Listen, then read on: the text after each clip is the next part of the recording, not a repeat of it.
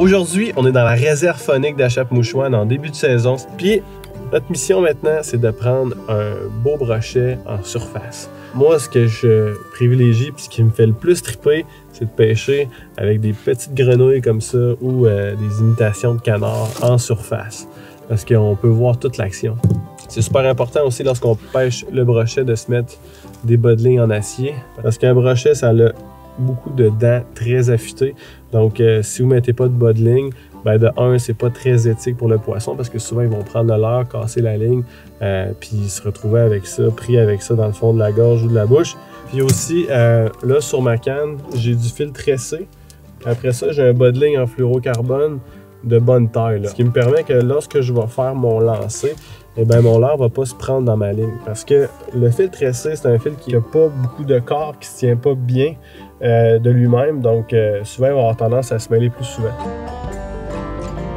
Ce que je vais faire, c'est qu'on va sillonner le bord, puis on va chercher les zones d'embuscade. Les gros brochets, là, les plus gros spécimens, vont vraiment être souvent en dessous des gros arbres qui sont tombés dans l'eau, prêts à attaquer tout ce qui bouge. Une fois que je suis à distance optimale, ben là, je tombe vraiment en mode chasse. Là.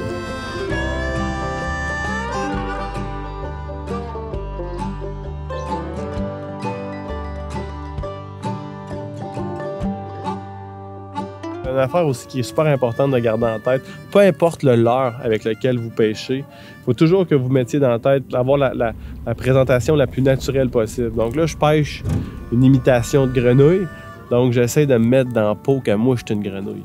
C'est ça qui va faire que le poisson va tomber dans le piège. Yes!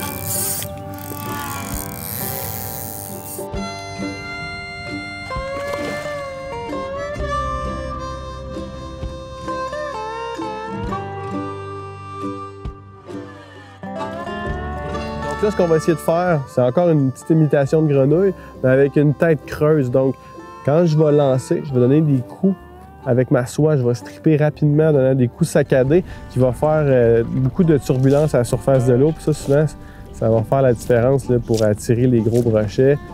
Fait qu'on essaye ça.